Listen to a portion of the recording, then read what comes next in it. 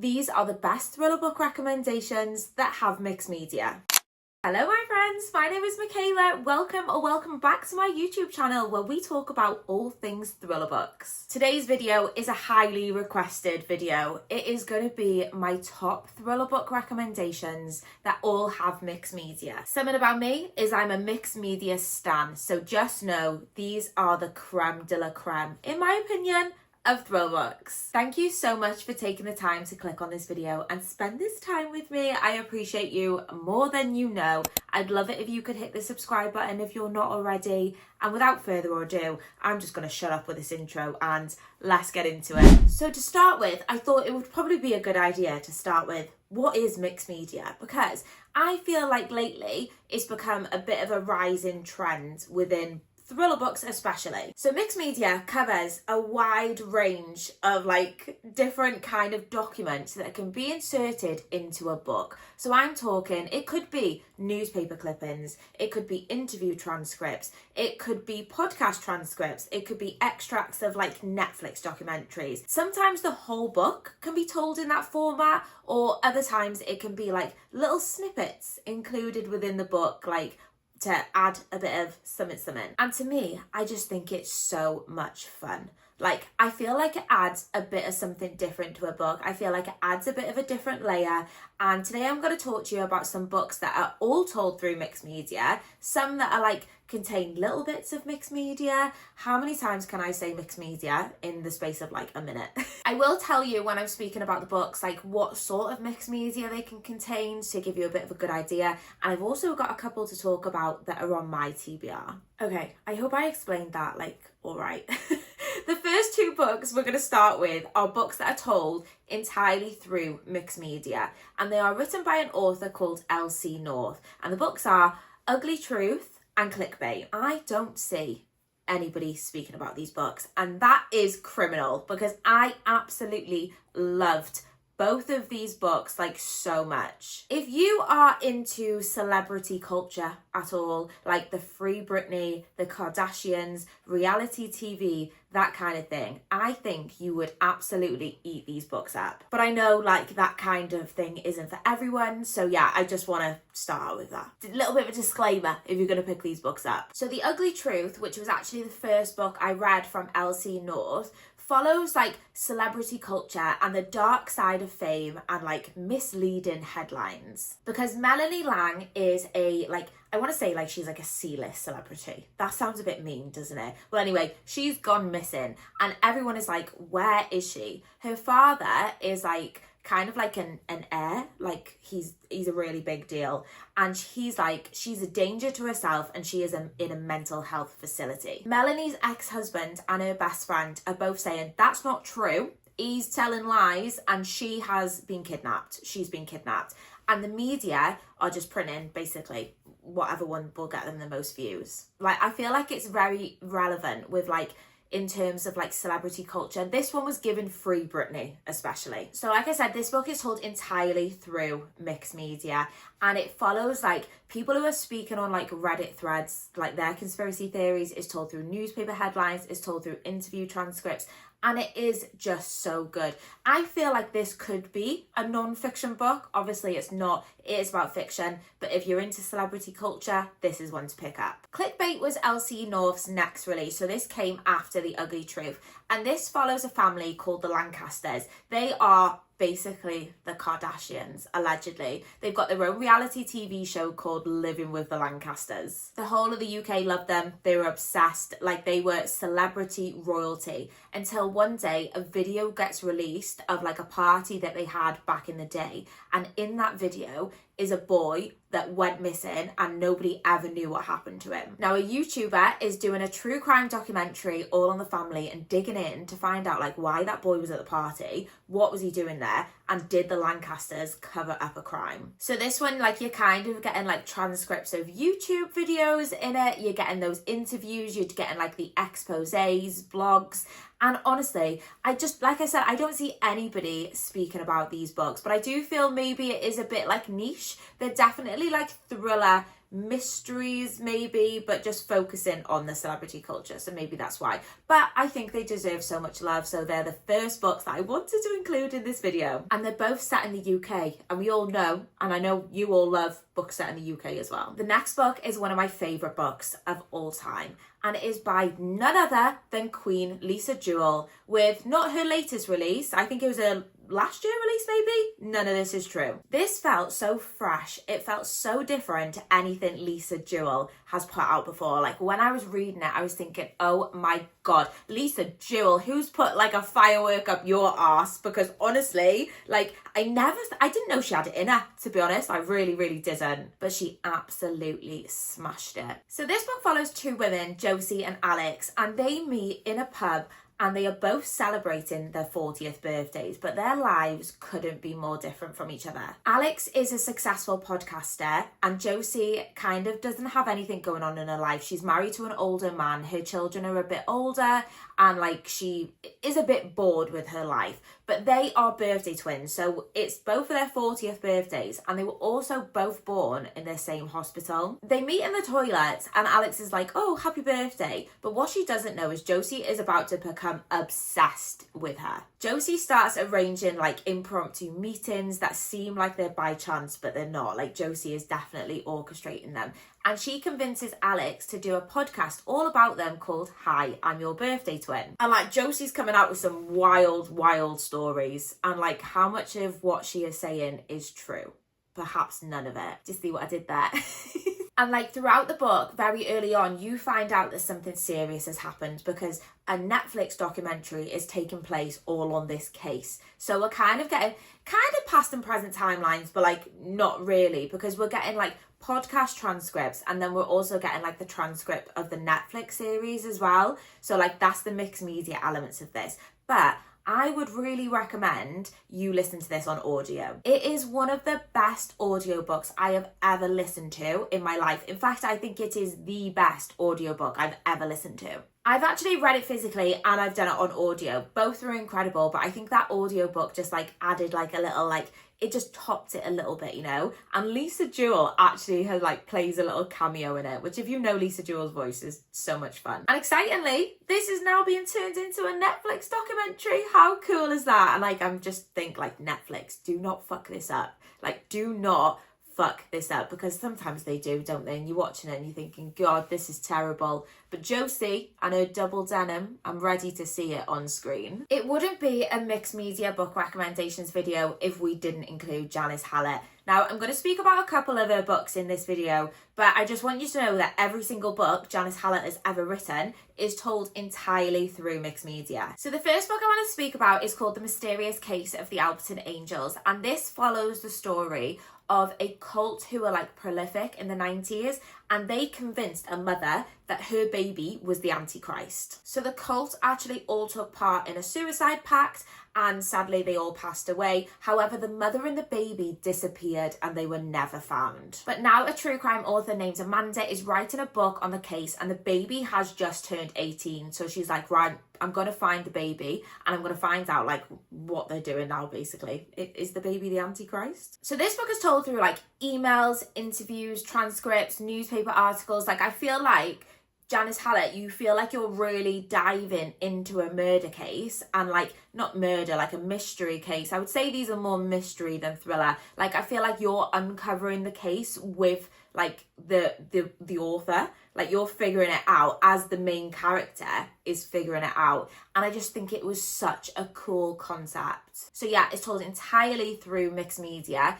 And earlier books of The Appeal, I've not read that, but I want to say that one is only told through emails. So I think as Janice Howlet has like progressed, she's got like more and more into the mixed media. Her next book is coming out in September and it's called The Killer Question, and that takes place inside a pub, and like while they're doing a pub quiz and someone's going to get murdered. All set in the UK, of course. And then a book that I'm currently reading is called A Box Full of Murders by Janice Howlet. Except this is a children's book about murder. Who knew they loved that? And this one is so much fun. Like, I've not finished it yet, but I think it might be my favourite Janice Howlet book yet, because we are following two children whose parents have just split up, so they're living in separate houses, when they find a box full of like documents in the attic relating to a murder case back from like when their parents were younger, and like they're trying to solve it, but because they don't live together, they're like texting each other details of the case, and it's just so wholesome, so cute, and I'm like so invested in the mystery considering it's a children's book. And do you know what as well, because it's like kids, you haven't got like that silly little romance, do you know, like where sometimes you read in the book and you're like, yeah, this is so YA, like I literally don't care about you 17-year-olds that are dating. Like, you don't get that with children's books. Great. And I actually think that leads me nicely into my next book, which is a YA book. Probably one of the only YA books that I would declare as like a favourite of all time. And that is Holly Jackson's A Good Girl's Guide to Murder. If you've been living under a rock and you've not heard of this book or you've not read this book, this follows a young girl who is doing her A-levels. So I think she's like 17, and she is doing it on a case that happened in her local village where the girl of someone in her school, I'm doing a terrible job of explaining this, wait, pause. A girl in her school was killed, and the main suspect was her boyfriend. Like, her boyfriend was suspect number one, and everybody thinks he did it. And our main character, Pip, is not convinced, so she's gonna do her final essay on this case and try and get to the bottom of what actually happened. Now, this is a part mixed media, part book, whereas like the others I've spoke about have been like entirely mixed media. So this one you do get like a usual novel format, but it's broken up with like newspaper clippings, interview transcripts, and I love that. I feel like it keeps me on my toes as I'm reading it. This is part of a series, however book one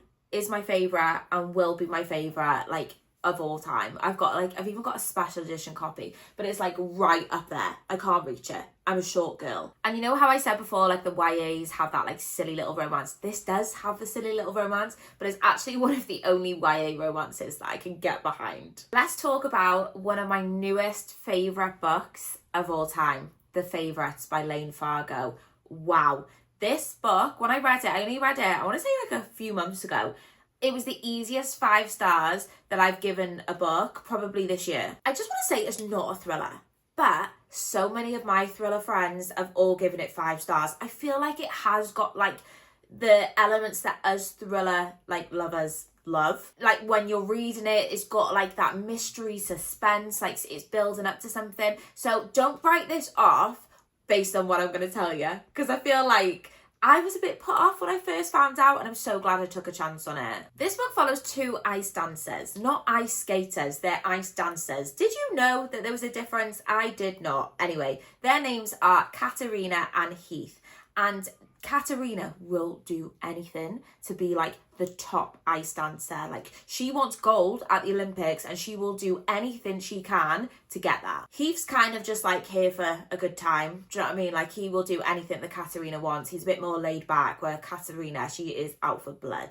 And we follow these characters throughout a large span of their lives. And that's where the mixed media comes into this, because like we're following a Netflix documentary that is being made about the couple. And like, again, like I said, you know you're building up to something, but you don't know what. And I want to say you follow these characters maybe for like 30 years. And I love that. I love that like you feel like you really get to know them. Like in my head, these characters are real people. And as I was reading the book, it felt like I was getting juicy gossip. Like juicy gossip on these real people who aren't real people. People have said that actually this is a Wuthering Heights, like not fanfic, but maybe a bit of a retelling if they were ice dancers. I've never read Wuthering Heights, so I can neither confirm nor deny, but that's what I've heard. This is another one that's absolutely incredible on audio, like, and I can definitely see myself rereading it on audio at some point, because I did a bit of both. I read some physically and I did some on audio, and again, the audiobook is a production. Murder in the Family by Cara Hunter is another book where I felt like I was a real life detective solving this case, like unpicking it,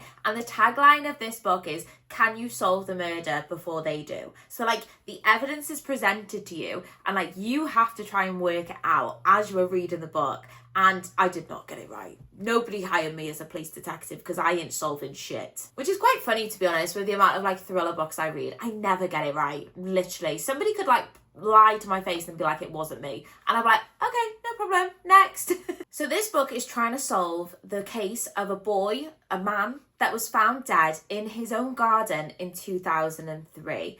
And he was like, nobody ever found out who did it. He left behind a wealthy older widow and some stepchildren. So we're now like fast forwarding 20 odd years into the future, and a group of experts are coming back together for a true crime show to unpick and relook at all the evidence to see if they can figure out who was responsible for it. And this is mixed media on a different level. Like, it contains pictures, it contains like full-on newspaper clippings. Like, when this is the most mixed media of all the mixed media books in this list. It was just like a little bit different, you know, like it felt like, yeah, quite fresh, quite different, and like something different from all of those usual other thriller books. I do just want to give like a little shout out as well to Cara Hunter's like D.I. Adam Fawley series, because in that also does contain mixed media. They're more like police procedural books, and they are told in like the usual book format, but then they have like little snippets of mixed media in them. So if this is a bit too mixed media for you, maybe check out those. Another book that I don't hear anybody speaking about, and that is One of the Good Guys by Araminta Hall.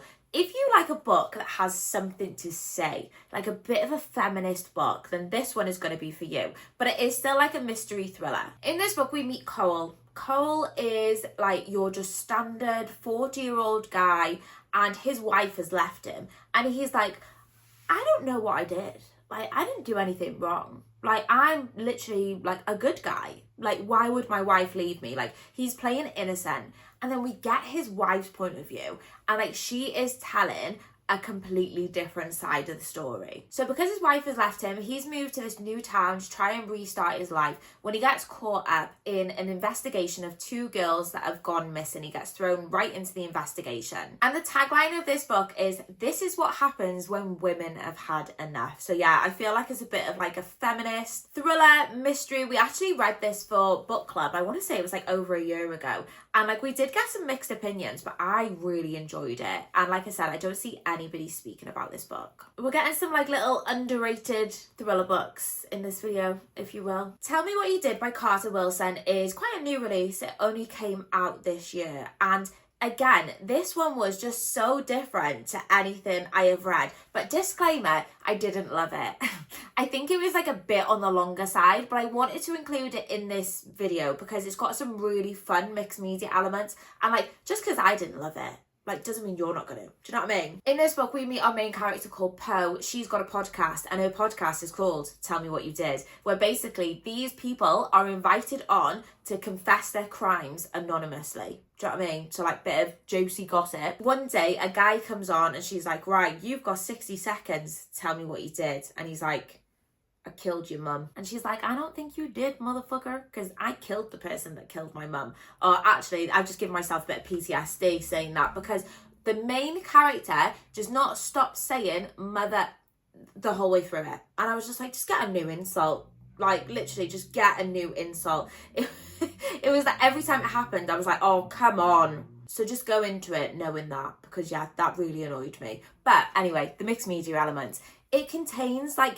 QR codes, so you can scan them with your phone as you're reading it, and it will play you like episodes of the podcast that like actors have acted out. And I thought that was quite cool. Like, I don't think I've ever seen that in a book before. And then of course, like, you're getting the transcripts of the podcasts as well, as long with like the QR codes. This was quite good on audio, but I suppose if you're doing it on audio, you're then not going to get the QR codes. But because I think like any podcast type thrillers, I think they always work quite well on audio, because like they usually do like the sound effects and things, don't they? But like I said, you then won't get the QR code, so.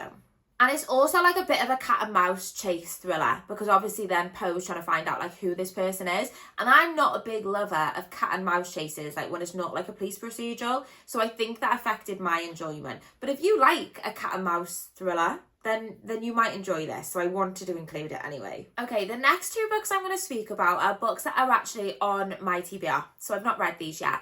And the first one is The Lake of the Lost Girls by Catherine Green, which was actually a recommendation from one of you lovely guys. I bang on all the time about how I love mixed media, and thank you so much to whoever commented this, because once you told me the premise of it and said it had mixed media, it went straight on my TBR. I've got it downloaded on my Kindle, ready to go. But it's like one of those, do you know what I mean? Like, oh God, I've got so many books on my TBR, but I'm so excited to get to this one. So in 1998, there was like this big thing where like college girls were going missing. Nobody ever knew what happened to them, and there was like loads of them that they were just going missing, and it was just kind of like being wiped under the carpet, you know, it was never solved. It's now 24 years later, and one of the sisters has contacted like a top true crime podcast and is like, hi, please help me, let's find out what happened to these girls, and like they're going to work together to solve the case. So it's got the podcast trope. I love the podcast trope. People say it's overdone. I disagree. I really disagree. I love it. And then bodies of the girls that are missing are turning up in the local lake like all of these years later. So what the bloody hell happened to them? The New House by Tess Stimpson follows a couple who live in this like luxurious glass house. Like it's literally goals. And they need to sell it. They need to downsize.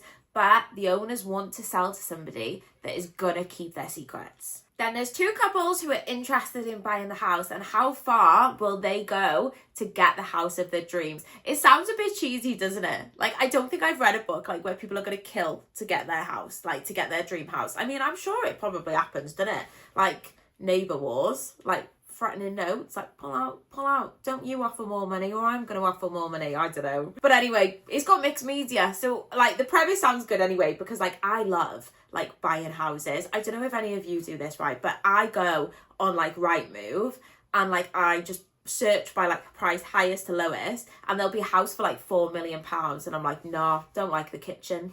Like I could ever afford it. So yeah, like anything to do with like buying houses, I swear, like in my past life I must have been like an estate agent or something, because I love it. Just yeah, so much fun. And then yeah, this has got like newspaper articles, like all that kind of thing in it. So more of a book with like mixed media as a secondary element. And I've heard really good things about this. As silly as the premise sounds, apparently it's got a really good twist. So I'm excited, all right. And that's it. That is the end of this video. I hope you have found some new recommendations, maybe some books you've not heard of before, and hopefully some new favourites. That would make me so happy. Thank you so much for being here. I would love it so much if you could hit the subscribe button if you're not already. And I'll see you next time.